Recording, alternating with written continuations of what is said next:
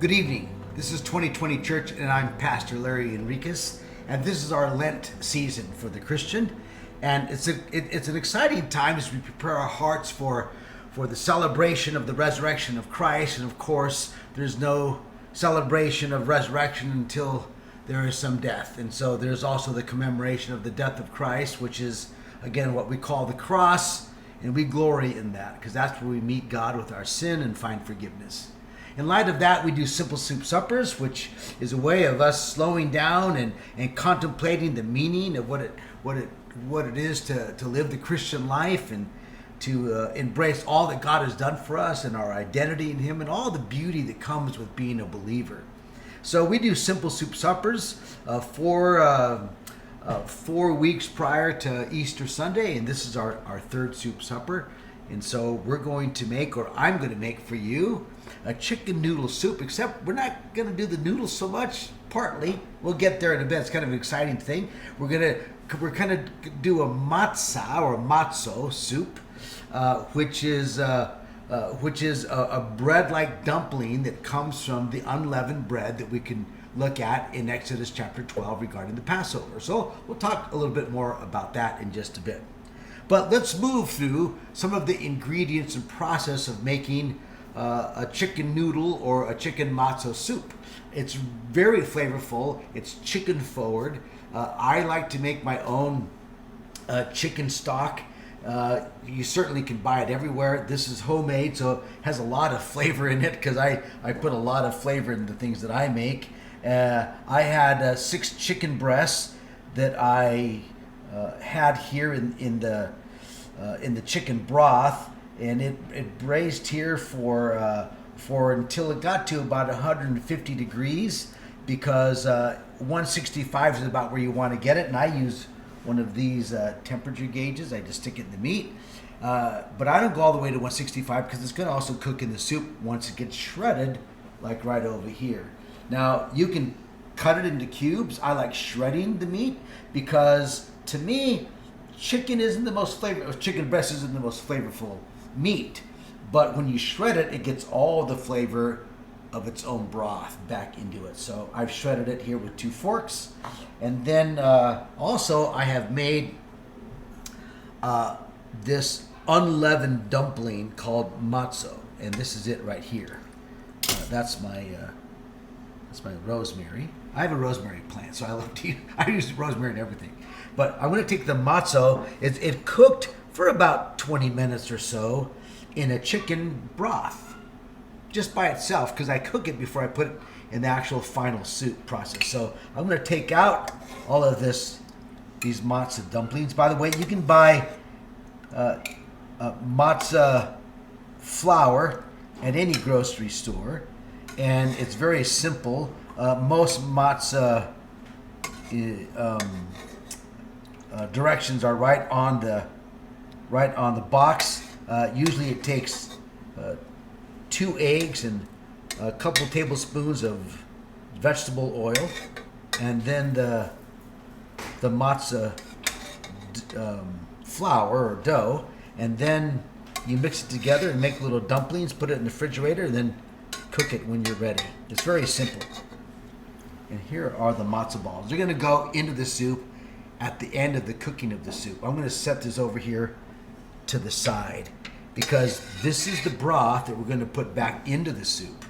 It is total, we're going to have about, because I have a big family, we have about 18 cups of soup. I would encourage you to make about 12 cups of soup of this chicken matzo soup. Okay, so that said, here's my 2 broth. The broth that the chicken was cooked in and the broth that the matzo was cooked in, those are both going to be the liquid for the soup. Now, we're going to go over into some other ingredients that give us the vegetable side of what we'd normally call a chicken noodle soup. By the way, I hope you try this at home. It's very comforting. There's a lot of sniffling going on nowadays, a lot of little viruses and stuff, and really the Jews make this kind of soup as a remedy. They think that it cures everything. Now, it may or may not, but it can't hurt you if you make chicken noodle soup. So again, chicken matzo soup, all the better and all the more. So here we have a couple tablespoons of olive oil. We have some chopped onion, and the chopped onion came out of already half of an onion. Remember that every onion has layers within it, so these layers already have an effect of an onion being cut this way already. Then I cut it this way, just like that. You don't have to go fast. So now it has cuts this way and cuts this way because of the natural growth of the onion. And now I just, one stroke. Don't saw, just one stroke. If you have to saw, you need to get sharpened knives. Cut again, and cut again. Well, I won't go through the whole onion, but I have the amount of onion right here already cut for you. So that's going to go right into the soup that's already here. Rather, not the soup, the pre-soup, which is the olive oil. And here we have the onion. And that onion there will, I'm an onion guy, so I'll even do a little, here's my trusty little bench scraper. I love this tool, as I've said to you all so many times. So that's right over there. And then I put a little garlic in with that. Again, I think that you can take what's called a garlic shredder or a garlic press, and you can make this garlic disappear and not ever see it. I like in this soup to see little shaved pieces like this in it if it doesn't disintegrate fully. So I like taking my garlic and I like making really fine slices, almost like you're shaving it. Depending on the application, some get a nice little razor blade and cut it that thin, but I put in, after the onion, some of this garlic. It's going to go right inside this pot. Now, you don't have to put any garlic if you don't like garlic, but I do. So I'm going to put that in there right there. Okay. So now we have our onion and our garlic. And if you're in here, you can, if you had smell, some kind of, smell machine, whatever it'd be, you'd smell the beauty of garlic and onion, how they marry together so well.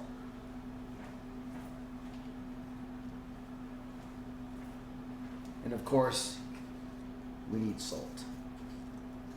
And we'll layer everything as we go along. So that's cooking there. It's on medium heat now.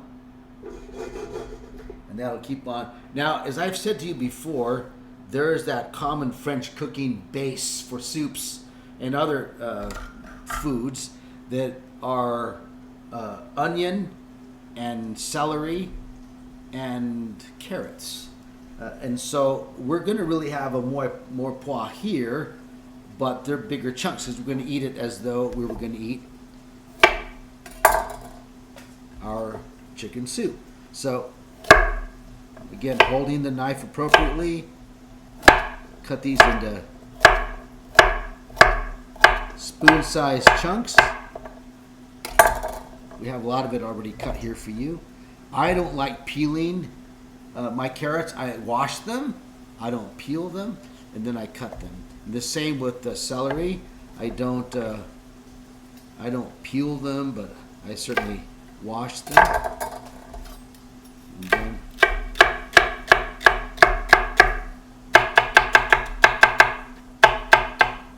And then we'll put that in here. And now that all that is cut, it's already in here, already been washed. It's going to go in with my garlic and with my onion.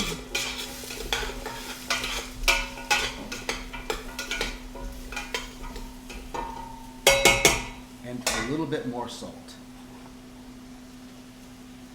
Now, I don't over season it because the broth that's going in has been highly seasoned already. But here we have, again, that base for cooking.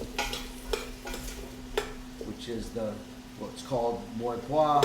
It's the onion, the celery, and the carrots, and of course we've added garlic to that flavor base, and that's in there. Now the fun part.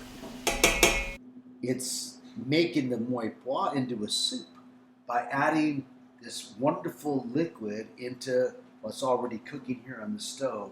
So I'm going to take all of my chicken broth that the matzo balls cooked in, go into the soup. Then I'm going to turn this up just a little bit. Put this over to the side. And then I'm going to take out these 3 chicken breasts that cooked with the other 3 that I've already shredded over here. But I don't need 6 chicken breasts in this soup. Now, if you want to make it that way, you can. But to me, that would be too much chicken breasts. And now I have this wonderful broth. It was already a broth before I put the chicken breasts to braise inside of it. So I'm going to put this also into the soup bowl.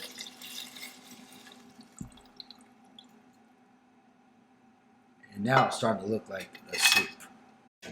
And so we have this wonderful soup growing in its relationship to all the ingredients.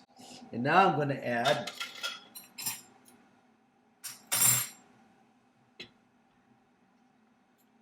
the shredded chicken. Here it goes. Now, because it's shredded, it's going to take on all the flavors of this broth. You know, a confit, you generally hear of duck confit. It's when duck is cooked in its own fat. It's kind of in the same vein of that, because now you're cooking the chicken in its own broth, and it has, you know, a greater flavor that is developed within it.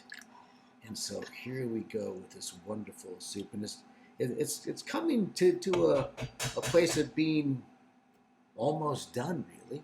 You just want to wait until those vegetables are fork tender, and they're almost there, really, because I had this cooking a little bit before we came on air so that it could be about done by the time we're finished with our segment here.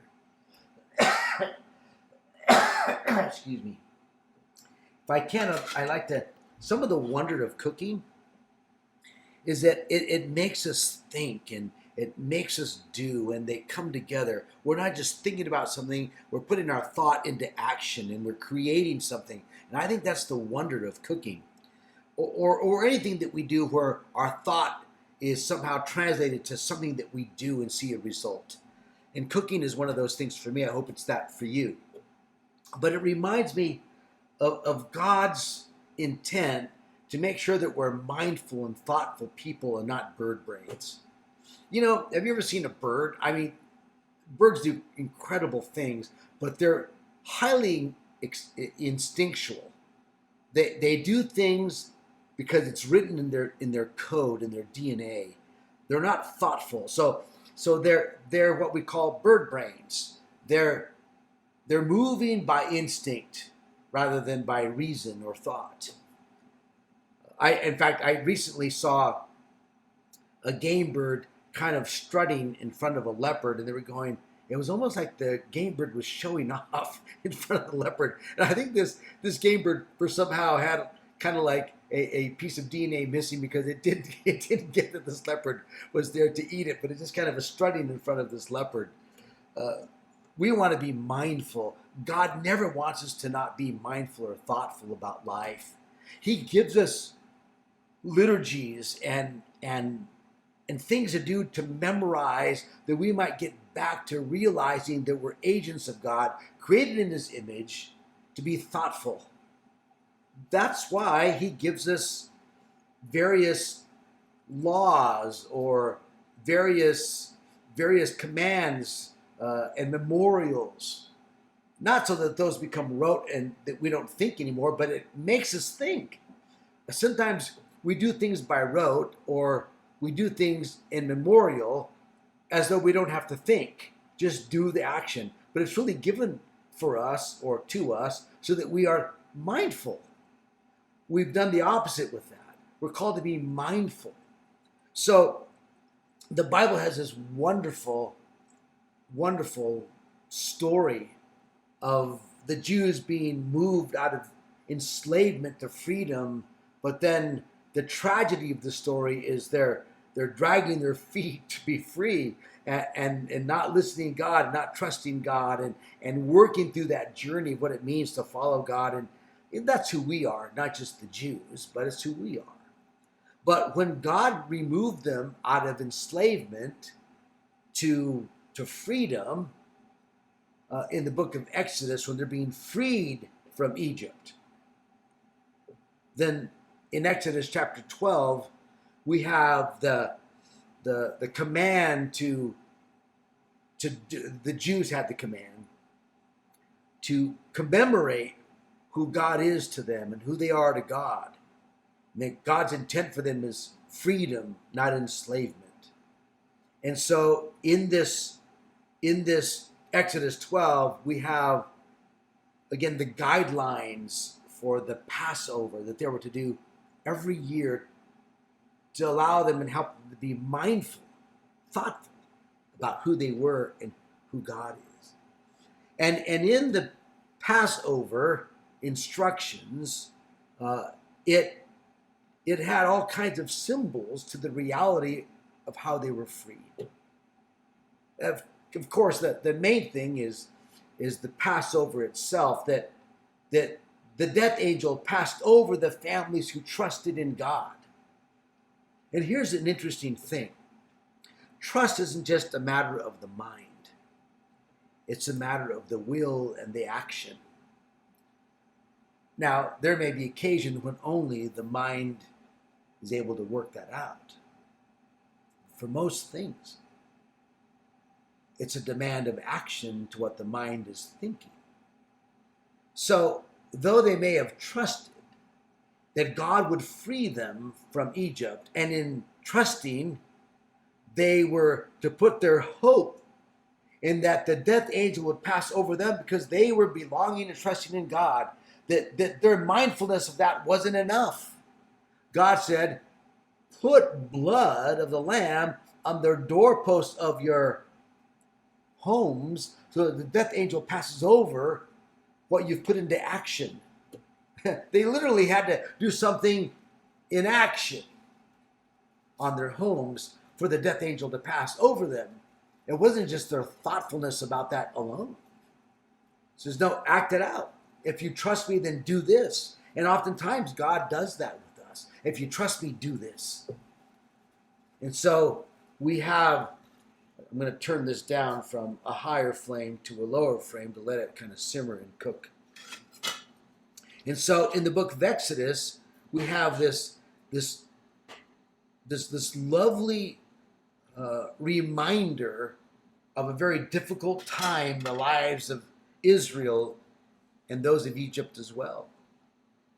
And by the way, the instruction to trust in God was for all those in Egypt, but specifically to the Jew. And so there were instructions regarding the Passover to commemorate, to be thoughtful about who they were all the days of their lives. And from that, we move to the coming of Jesus, who is the Passover lamb. As John points to him and says, behold, the Lamb of God who comes to save the world. This is the Christ. And so Jesus institutes what's called to be mindful to us, communion, where we take of the unleavened bread and of the wine that commemorates the body and the blood of Christ. But see, all that goes back to Exodus 12, the Passover. That Jesus is the Passover. And not only that, but part of the Passover experience in what the Jews have is called the Seder meal. The Seder meal, really the word Seder in the Hebrew means order. It means this is how the events transpire. And in those events, in the order of events, on a separate plate of the Seder meal was the unleavened bread. We'll talk about that in just a moment. The unleavened bread comes from the occasion of the Jews leaving Egypt in a haste. And so they didn't have time to leaven the bread or to let it rise. So they were to eat the unleavened bread. And when they eat the unleavened bread or bread without yeast in the Passover meal, the Seder meal, in the years to come, it would help them remember of the haste of leaving Egypt as those who were being freed by God. But then yeast came to be known as that agent that equaled, in the metaphorical sense, sin, because sin, when it enters into whatever that realm is, infects everything. Like yeast, when it's put into a lump of dough, it infects all of the dough. And so yeast had that sense of, or the meaning of, sin and impurity. So unleavened bread is the opposite of that. It is recognizing our need for purity and our need to be absent from sin, which only comes in Christ and what Christ has done for us. And it's what his body has done for us as he hung on the cross for us. You know, before Jesus gave the Passover meal, he washed the disciples' feet in the gospel according to John. And in doing so, here's what he said meant to be a servant, or to be like him. To be like him meant to serve each other, as Christ had come to serve us and even gave his life for us. And so he washed the disciples' feet, and then they had the Passover meal. But that unleavened bread, they have actually found a way to make it into a dumpling. And so we have matzo balls. It's made from unleavened bread.